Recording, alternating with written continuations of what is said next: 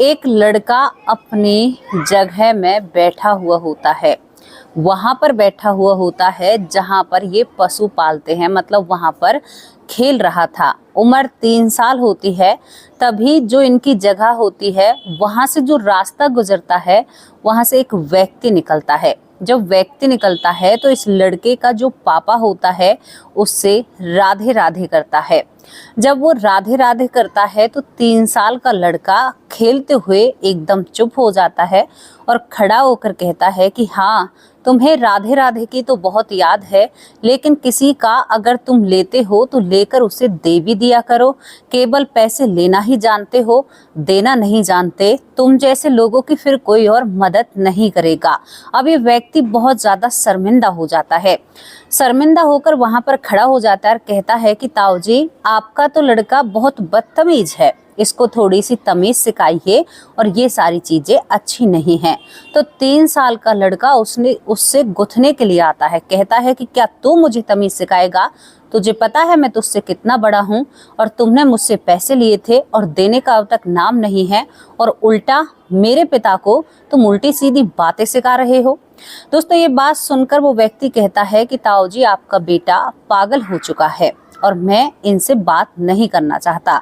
जब ये शब्द कहकर वो व्यक्ति वहां से जाता है तो ये लड़का जमीन पर अपने पैर मारने लगता है और कहता है कि बाबा, मुझे इससे मेरे पैसे चाहिए, जो पैसे मैंने इसको जरूरत में दिए थे। दोस्तों, 3 साल का बच्चा किसी को क्यों पैसे देगा और कैसे पैसे दे सकता है? आखिर ये वजह क्या थी, ये मामला क्या था और ये स्टोरी क्या होती है? आखिर 3 साल का बच्चा किसी को कर्ज कैसे दे सकता है, वो भी उसके पिता को बिना बताए? क्योंकि बच्चे को तो उस उम्र में पैसों का ज्ञान भी नहीं होता। आज की जो रियल स्टोरी हम आप लोगों के लिए लेकर आए हैं वो काफी बेहतरीन स्टोरी है। वो काफी सोचने पर मजबूर कर देगी कि पुनर्जन्म क्यों होता है। क्योंकि ये जो कहानी है हम आप लोगों के लिए लेकर आए हैं, हालांकि हम इसे कहानी का नाम देते हैं, कहानी का रूप भी देते हैं, लेकिन ये सत्यता पर रखी हुई एक घटना है जो कि वृंदावन के पास घटी है। वृंदावन का एक गांव होता है तेरहा गांव। तेरहा गांव में एक लड़के का जन्म होता है जिसकी उम्र आज करीबन लगभग 12 से 13 साल है। अगर आप लोगों को यकीन ना हो तो आप वृंदावन के तेरह गांव में जा सकते हैं और इस लड़के से मिल सकते हैं। इसको आज भी बहुत सारी बातें पिछले जन्म की यादें हैं। अब यहाँ पर ये लड़का बहुत ही ज्यादा सोशल मीडिया पर भी वायरल होता है। इसके बारे में कई लोग वीडियो बनाते हैं और वृंदावन के तेरह गांव में ये पैदा हुआ था। अब ये वहां पर पैदा हो जाता है और पैदा होने के बाद इस लड़के का नामकरण रखा जाता है। दोस्तों, इस लड़के का नाम गोपाल सिंह रखा जाता है। बड़े प्रेम पूर्वक इसका नाम रखा जाता है। 5 भाई बहन होते हैं, 4 तो ये भाई हैं और 1 इनकी बहन है। घर में सब कुछ अच्छा चल रहा था। यहाँ पर गोपाल सिंह घर में सबसे छोटा होता है। गोपाल अपनी जिंदगी एक आम व्यक्ति की, एक आम बच्चे की तरह काट रहा था। धीरे धीरे जिंदगी आगे बढ़ती है, लेकिन जो गोपाल होता है उसके सर पर बहुत गहरा और बहुत बड़ा निशान था जो कि पेट से ही आया था। माँ बाप उस निशान को देखकर घबरा जाते हैं और लगता है कि उसको देखकर कि मानो अभी ही ताजा घाव है और इस घाव को किसी तरह से ठीक किया जाए। घर की कई औषधि, कई तरीके आजमाए जाते हैं, लेकिन वो घाव ठीक नहीं होता है। माँ बाप जरूरी सुविधाओं को समझते हुए इस बच्चे को लेकर हॉस्पिटल पहुंचते हैं। डॉक्टर को जब ये दिखाया जाता है, हालांकि जन्म के वक्त भी डॉक्टर ने ये कह दिया था कि जो चीज पेट से आती है उसे हम नहीं बदल सकते। कैसे नहीं बदल सकते? कि कोई व्यक्ति अगर पेट से अंधा आता है तो कभी भी कोई उसकी आंखों की रोशनी नहीं लौटा सकता। कोई व्यक्ति अगर पेट से ही बहरा आता है तो कोई भी उसे सुनने योग्य नहीं बना सकता, क्योंकि ये प्रकृति ने उसे दंड दिया है। हाँ, एक बात अलग है कि हम किसी हादसे में अपने अंग या आंख या नाक किसी चीज को खो देते हैं तो वो शायद दोबारा आने की संभावना होती है। दवाइयों से भी आ सकती है और वैसे भी आ सकती है। अब यहाँ पर जब तो ये कह दिया था, लेकिन घर वालों को तसल्ली नहीं होती है। वो दोबारा अपने बेटे को, जो कि बेटा करीबन 1.5 महीने का होता है, जिसका नाम गोपाल सिंह होता है, वो वहां पर पहुंच जाते हैं। डॉक्टर कहते हैं कि क्या आप लोग पागल हो चुके हैं? धीरे धीरे बालों में ये जो घाव है ये छुप जाएगा और कोई परेशानी हो रही है बच्चे को इस चीज से, डॉक्टर इनमें फटकार लगाते हैं। ये इस बच्चे को घर ले आते हैं। अब वक्त किसी के लिए नहीं ठहरता है। धीरे धीरे गोपाल बड़ा होता है। गोपाल जब 1 से 1.5 साल का होता है तो इनके घर के पास एक ट्रैक्टर खड़ा होता है और दोस्तों वो ट्रैक्टर इनके घर के पास खड़ा हुआ होता है। 1.5 से 2 साल का गोपाल सोया हुआ था। करीबन रात को 11 बजे गोपाल उठता है और उठने के बाद उस ट्रैक्टर का जो पहिया होता है उसे पकड़कर रोने लगता है। अब यहाँ पर माँ जब अपने बेटे को बिस्तर पर नहीं देखती है तो बेचैन हो उठती है। बेचैन हो उठती है और यहाँ पर अपने पति को जगाती है, गोपाल के पिता जिसका नाम लीला श्याम होता है, कि जी बच्चा कहाँ गया, किधर गया। अब यहाँ पर पिता ढूंढता है बेटे को तो पूरे घर में ये बेटा नजर नहीं आता है।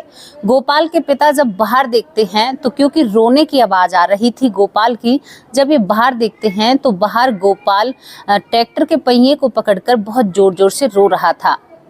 पिता अपने बेटे को गोद में लेता है तो वो एक कहते हैं ना कि एक जबरदस्ती करता है कि नहीं पिताजी मुझे इसी ट्रैक्टर के पास बैठना है। तो वो कहता है कि बाबा मेरा ट्रैक्टर टूट चुका है, अब मैं कैसे इसको सही कराऊंगा, और मैं तो बहुत सारा काम कर रहा था, मेरी सारी ईंटें बर्बाद हो गई, मेरा तो ये हो गया। और ये ऐसे रोता है। ये पिता हैरान हो जाता है कि हमारे पास तो ट्रैक्टर भी नहीं है, तो ये बच्चा ऐसी बातें क्यों कर रहा है। उसके बाद वो पिता अपने बेटे को गोद में भरता है और कहता है कि कोई बात नहीं बेटा, अब तुम अंदर चलो और अंदर जाकर आराम करो। अपने बेटे को सीने से लगाकर ये गोपाल के पिता लीला श्याम अपने बेटे को अंदर लाते हैं, अंदर लाकर सुला देते हैं। लेकिन एक चिंता मन में बहुत गहरी थी क्योंकि ये बच्चा बचपन से ही सबसे अलग था। चिंता थी तो पत्नी से कहते हैं कि पता नहीं, मुझे इस बच्चे को देखकर लगता है कि ये यहीं का रहने वाला है। कुछ ना कुछ इस बच्चे के राज हैं जो हमें शायद पता नहीं चल रहे हैं। अब यहाँ पर ये गोपाल सिंह सो जाता है। जो बच्चा होता है 2 साल का, सुबह होती है तो पिता अपने बेटे को गोद में लेता है और कहता है कि बेटा तू रात ऐसी बातें क्यों कर रहा था, ट्रैक्टर को क्यों पकड़कर रो रहा था। तो यहाँ पर ये कहता है जो गोपाल होता है कि इसी ट्रैक्टर से तो मैं मरा था, मेरा ट्रैक्टर एक्सीडेंट में टूट गया था, बहुत बुरी तरह से टूटा था, अब ये कैसे बनेगा। और वो भागकर उस ट्रैक्टर को देखने के लिए जाता है, लेकिन वहां पर वो ट्रैक्टर नहीं रहता है। अब ये बात माँ के कानों में भी पड़ती है। अब इस बच्चे से बार बार बातों को पूछा जाता है। कभी तो ये खेल में कुछ बातें बता दिया करता, कभी अपनी पत्नी को भी याद करता है, अपनी माँ को भी याद करता है और अपने पिता से कहता है कि ये गांव मुझे जाना पहचाना सा लगता है। दोस्तों ये 3रे साल में जब चलता है, गोपाल सिंह जब 3 साल का हो जाता है, यहाँ पर लीला श्याम जो इसके पिता होते हैं इससे पूछताछ कर रहे थे और हर एक चीज को नोटिस कर रहे थे, यानी अपनी नजरों में उन चीजों को बना कर रखते हैं। अब इसके बाद क्या होता है कि यहाँ पर गोपाल सिंह अब 3 साल की उम्र में राज खोलने लगता है।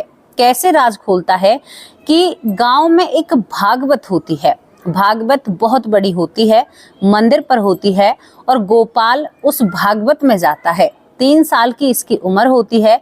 वहां पर एक जैसे गांव के 2 छोर होते हैं तो दूसरे छोर से एक परिवार आया था, जिस परिवार में 4 महिलाएं थी। चारों ही भागवत सुनने आई थी और उनके साथ उनकी सास होती है। अब वहां पर भागवत चल रही थी, तभी यहाँ पर गोपाल सिंह उठकर और उन 4 महिलाओं में से जिनकी सास उन्हें लेकर आई थी, एक महिला के हाथ को पकड़कर कहता है कि सज्जो तुम कैसी हो। अब यहाँ पर वो महिला हैरान और परेशान रह जाती है कि इतना सा बच्चा मेरा नाम कैसे जानता है। वो कहती है कि किसका है तू, और इस बच्चे को वो गोद में उठाकर बिठा लेती है। अब यहाँ पर गोपाल सिंह गोद से उतर जाता है, कहता है कि कभी कोई पति को गोद में बिठाता है, मैं तुम्हारा पति हूँ। अब ये बात उसकी सास भी सुन रही थी। यहाँ पर जो सज्जो होती है, जो जिसे ये पत्नी बता रहा था, तो वो कहती है ये किसका है रे तू, और मेरे बेटे की बहू से ऐसा क्यों बोल रहा है। अब यहाँ पर ये कहता है कि वाह तुम भी मुझे भूल गई? तुम तो मेरी माँ हो और माँ तो कभी बेटे को भूल ही नहीं सकती। तो ये बुजुर्ग महिला भी हैरान हो जाती है, कहती है बता कौन सा बेटा है तू मेरा? तो यहाँ पर ये कहता है कि तुम्हें नहीं पता, बटुइया बेटा हूँ मैं तेरा, जो बटुइया तुम्हारे घर के लिए मेहनत किया करता था और तुम्हारे घर के लिए ईंट ढोया करता था। माँ क्या तुम भूल गई हो? मैं होडल से ईंट लेकर आ रहा था और जो छटीकरा रोड होता है इस पर मेरा भीषण एक्सीडेंट होता है और उसमें मेरी मृत्यु होती है। माँ आप कैसे भूल सकती हैं? मैं तो नहीं भूला आप लोगों को, मुझे तो सबको याद है, मेरी पत्नी याद है, मेरे भाइयों की जो पत्नियां हैं वो भी याद है, मेरे भाई भी याद है। पिछले जन्म में इसके जो बटुइया होता है उर्फ गोपाल सिंह, इसके 4 भाई होते हैं। इस जन्म में भी 4 भाई हैं और पिछले जन्म में भी 4 भाई होते हैं। ये सभी के नाम बताता है। अब ये बुजुर्ग महिला हैरान हो जाती है। अब ये पूरी भागवत में पूछताछ कराती है कि भाई ये किसका बच्चा है। यहाँ पर निकल कर आता है कि ये लीला श्याम का बच्चा है। जिस पिता को डर था वही बात होती है, क्योंकि ये पिता नहीं चाहता था कि मेरे बेटे को ये सारी चीजें याद आए या कोई ऐसी चीजें हमारे बीच में बने। जब सभी को पता चलता है तो वहां पर लोगों का तांता सा लग जाता है। हालांकि भागवत में वैसे ही भीड़ होती है। जब यहाँ पर सभी लोग इकट्ठा होते हैं तो कहते हैं कि अरे ये तो लीला श्याम का बेटा है। तो ये बुजुर्ग महिला इसे देखकर रोने लगती है, इसे गले लगाती है, कई बार प्यार देती है और कहती है तू सच में ही बटुइया ही है या झूठ बोल रहा है? वो कहता है कि माँ मैं झूठ क्यों बोलूंगा, मुझे एक एक चीज याद है। अब यहाँ पर चलो ठीक है, ये सब कुछ था। जो बटुइया था उर्फ गोपाल सिंह, उसने कभी भी उस घर को नहीं देखा था जहाँ से 4 महिलाएं और 5 ही बुजुर्ग महिला आई थी। अब जब यहाँ पर इस बटुइया उर्फ गोपाल के पिता आते हैं तो यहाँ पर सारी समस्या पिता के सामने भी होती है। तो वो भी कहता है कि हाँ जी, ये बार बार रोता है, कहता है कि मेरे ट्रैक्टर का एक्सीडेंट हुआ, मेरा ट्रैक्टर टूट चुका है। 885 ट्रैक्टर का नाम बताता है।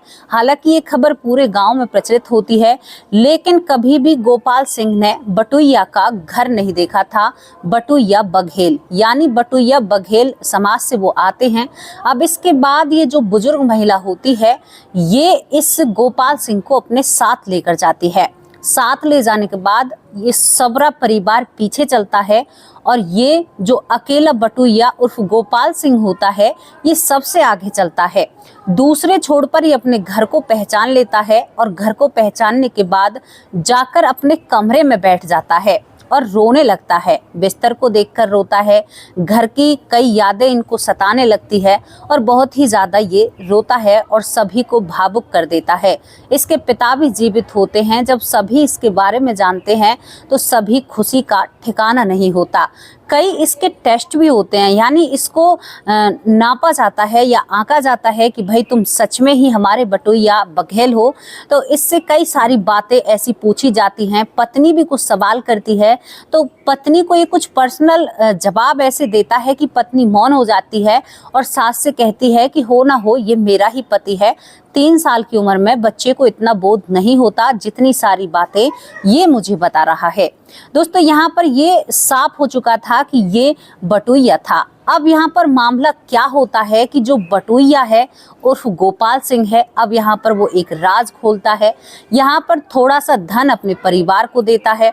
उसके बाद वो कई लोगों के नाम लेता है। गांव में जैसे कई लोग होते हैं तो भाई फलाने पर मेरे पैसे हैं और उस व्यक्ति पर भी मेरे इतने पैसे हैं, क्या वो पैसे आप लोगों को मिले? अपने घर वालों को पूछता है।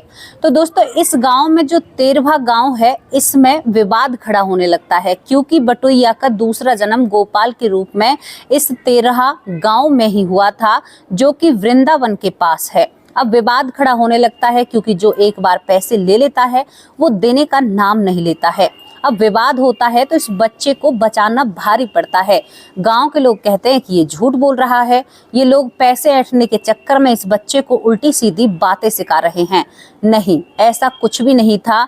लीला श्याम को ये बातों की जब भनक लगती है तो वो अपने बच्चे को झट से गोद में उठा लेता है और यहाँ पर बटुइया के माँ बाप से कहता है, देखो भाई, तुम्हारे परिवार में तुम्हारे 3 बेटे हैं, एक बेटा जो जा चुका है उसे जाता हुआ ही मानिए और अब ये हमारा बेटा है, हमारे घर की आन बान शान है, इसकी जान की सुरक्षा करनी हमारी जिम्मेदारी है। अगर हम अपने बेटे का ध्यान नहीं रखेंगे तो गांव के लोग हमारे बेटे के खून के प्यासे हो जाएंगे। और यहाँ पर लीला श्याम अपने बेटे गोपाल सिंह को उनके घर से ले जाता है और कहता है कि तुम्हारा कर्जा तुम जानो, इसमें मेरे बेटे का कोई दोष नहीं है।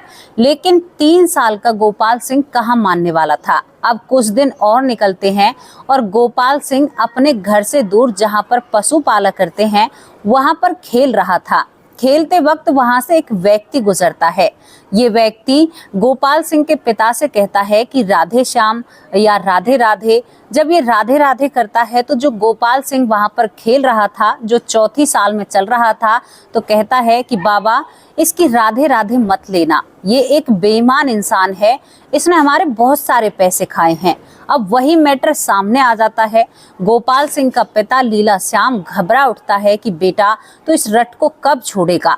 यहाँ पर वो व्यक्ति कहता है कि अरे तुम्हारा चाचा बेटा क्या पागल हो चुका है, कैसी अनाप शनाप की बातें कर रहा है। तो गोपाल सिंह कहता है कि क्यों पागल बना रहे हो, लेते वक्त तो तुम्हारा चेहरा ऐसा नहीं था, लेते वक्त तो तुम कह रहे थे कि मुझे पैसे चाहिए, बहुत ज़रूरत है, हाथ जोड़ रहे थे, और अब तुम ऐसी बातें कर रहे हो, अब तुम मुझसे ऐसा कह रहे हो। ये तो बात गलत है, तुम्हें जो लिया है ना वो देना चाहिए, देख लेना तुम्हें ये किसी दिन 4 गुना ज़्यादा देना पड़ेगा। ये कहकर ये व्यक्ति बहुत अफसोस से में वहाँ से जाता है और करीबन 2 घंटे बाद लौटकर आता है और 15,000 रुपये यहाँ पर देकर जाता है। एक 4 साल के बच्चे की बात इसकी समझ में आ जाती है। दोस्तों जब ये पैसे लेकर आता है तो पूरे गांव को विश्वास हो चुका था कि ये बटुइया बघेल ही है, सबने यकीन कर लिया था और ईमानदारी से लीला श्याम ने वो पैसे इस बटुइया बघेल के परिवार को दे दिए थे। यहाँ पर ये पुनर्जन्म की स्टोरी होती है, लेकिन माँ बाप नहीं चाहते हैं कि हमारे बच्चों को वो यादें सताएं, तो माँ बाप कुछ गंडा या किसी साधु या किसी मौलवी के पास जाते हैं और कहते हैं कि हम बिल्कुल भुलाने की कोशिश करते हैं। आज ये लड़का करीबन 6ठी से 7वीं क्लास में पढ़ता है। अगर आप इससे मिलना चाहते हैं तो आपको वृंदावन के 13वें गांव में जाना होगा। इस गांव का नाम 13वां ही गांव है और वहां पर आपको ये गोपाल सिंह लोधी राजपूत के रूप में ये लड़का मिल जाएगा और आप उससे मिल सकते हैं। यहाँ पर लीला श्याम ने अपने बेटे गोपाल सिंह को बिल्कुल भी, जो बीते जन्म के उसके परिवार वाले थे, उन सभी से मना कर दिया था कि मैं अपने बेटे को आपसे नहीं मिलने दूंगा। लेकिन गोपाल सिंह की जो बटुइया बघेल था, उसकी जो पत्नी होती है, वो बार बार इस लड़के से आज भी मिलने के लिए आती है और बहुत सारी बातें इससे कर जाती है। अब दोस्तों ये तो पता नहीं कि वो दोनों आपस में क्या बातें करते हैं, लेकिन वो आज भी इससे बातें करती है। और ये एक ऐसा केस है जिसे माँ बाप ज्यादा दूसरों के सामने लाना नहीं चाहते हैं। हम कहते हैं कि पुनर्जन्म नहीं होता। हिंदू शास्त्र के हिसाब से, गरुड़ पुराण के हिसाब से एक आत्मा मरने के बाद भी सफर करती है और सफर के बाद जब उसके कर्मों पर आधारित होता है कि उसने क्या कर्म किए हैं, उन कर्मों के हिसाब से उसे जन्म मिलता है। आपके अच्छे कर्म हैं तो आप एक अच्छे घर में जाओगे, एक अच्छी जिंदगी पाओगे। अगर आपके कर्म बिगड़े हुए हैं, आप मांसाहार करते हो या आप ऐसी वैसी चीज़ों को करते हो, तो सावधान हो जाइए, क्योंकि अगली बारी आपकी आने वाली है और जो कुछ आपने किया है ना, वो 100% मैं आपसे कह रही हूँ आपको भोगना पड़ेगा। क्योंकि मैंने कई बार वीडियो बनाई है। मैंने एक वीडियो जीवों के ऊपर बनाई, उसके ऊपर मैंने कहा कि भाई बिल्कुल मांसाहार नहीं करना चाहिए, लेकिन जो लजीज खाते हैं, जिन्हें पसंद है, जो मांसाहार को पसंद करते हैं, भाई उन लोगों को तो इन बात को सुनकर मिर्ची लगेगी। कुछ लोगों ने मुझसे कमेंट किया कि दीदी अगर हम इनको नहीं खाएंगे तो ये प्रकृति को ज़्यादा हो जाएंगे और प्रकृति में जब इनका रूप बढ़ेगा तो फिर इन्हें कौन संभालेगा। तो मैं उन भाइयों से कहना चाहती हूँ कि सुनो मेरे भाई, प्रकृति तुमने नहीं बनाई है, प्रकृति को बनाने वाला कोई और है और चलाने वाला भी कोई और है। तो वो हर चीज को मेंटेन करना या एक स्थिर मतलब सही रास्ते पर लाना वो जानते हैं। जिन्होंने पेड़ पौधे तुम्हारे लिए खाने के लिए अनगिनत चीजें बनाई हैं, लेकिन फिर भी तुम क्या खाते हो पता है? आज की जो मिलियंस में आबादी है उनमें से केवल कुछ लाख लोग ही शायद शाकाहारी रह चुके हैं, बाकी सब मांसाहार बन चुके हैं। ऐसी जगह पर भी लोग मांसाहार बनते हैं जहां पर खाने की, पीने की, अन्न की, सब चीज की मौज होती है, लेकिन फिर भी वो मांसाहार करते हैं। मांसाहार करने वालों को ना एक बात लिख कर रख लेनी चाहिए।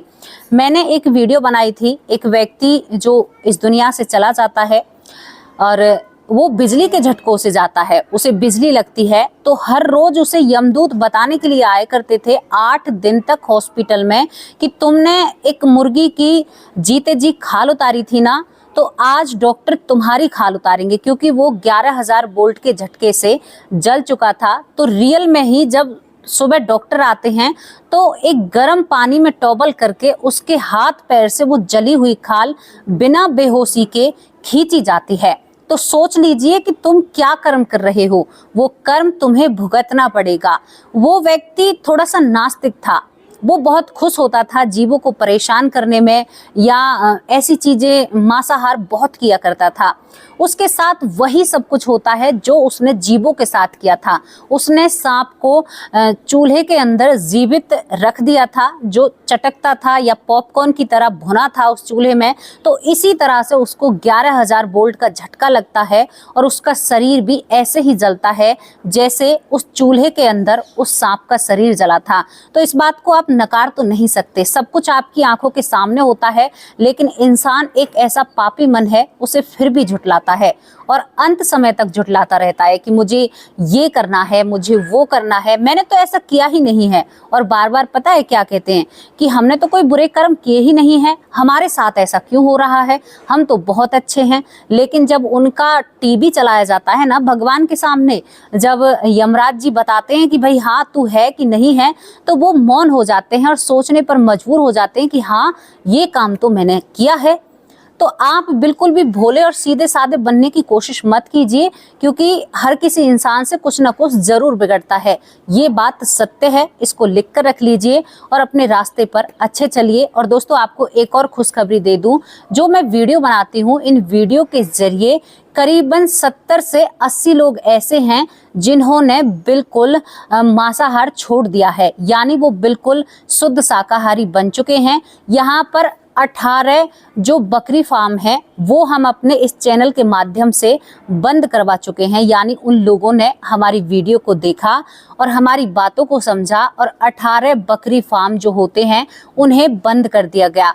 मैं अपने आप को बहुत खुशनसीब समझती हूँ कि मेरे इन लफ्ज़ों से या मेरी कही हुई बातों से इतना असर लोगों पर पड़ रहा है कि लोगों ने यहाँ तक फैसले लेना शुरू कर दिए हैं। मैं बहुत खुशनसीब हूँ सच में ही, और मैं अपने आप को शायद मानती हूँ कि भगवान ने शायद एक इशारा दिया है। मेरे लिए बहुत बड़ी बात है, कितने जीवों की जान बची होगी जो वो बकरी फार्म बंद हुए हैं। मुझे बहुत खुशी है। जिन लोगों ने मांसाहार छोड़ा है उनके लिए भी मुझे बहुत खुशी है, और जिन लोगों ने मुझे कमेंट करके कहा है ना कि दीदी हमने बिल्कुल छोड़ दिया है, कि बहन हमने छोड़ दिया है, मैं उनके लिस्ट में नाम लिखकर आप लोगों के सामने जरूर रखना चाहूंगी और आप लोगों को बताना चाहूंगी कि हमारे चैनल के माध्यम से क्या बदला है, क्या सुधरा है, और क्या एक बहुत ही खुशी मुझे हो रही है आप लोगों को बताते वक्त, और मैं अपने आप को बहुत खुशनसीब समझ रही हूँ। दोस्तों इस चीज को बिल्कुल छोड़ दीजिए, प्रकृति अपने आप को संभालना जानती है, आप प्रकृति के आड़े नहीं आ सकते। अब आप लोगों से विदा लेती हूँ, और पुनर्जन्म पर कितना भरोसा करते हो अपनी राय कमेंट बॉक्स में जरूर रखना, और मांसाहार क्यों नहीं करना चाहिए इसके बारे में भी थोड़ी राय आप अपने कमेंट बॉक्स में रख सकते हैं। अब आप लोगों से विदा लेती हूँ, कल हाजिर होंगी आप सभी लोगों के नाम के साथ और एक सच्ची और अच्छी स्टोरी के साथ। तब तक के लिए नमस्कार, जय हिंद, जय भारत। अपना और अपने परिवार का ख्याल रखिए। वंदे मातरम, भारत माता की जय। हमारे पूरे शहीद जो हुए हैं उनके लिए दिल में बहुत दुख है, लेकिन हमारे जवानों ने जो किया है वो सबसे बढ़ चढ़ कर किया है। उनका हौसला अफजाई कीजिए, उनके साथ कंधे से कंधा मिलाकर खड़े रहिए। नमस्कार, जय हिंद, जय भारत।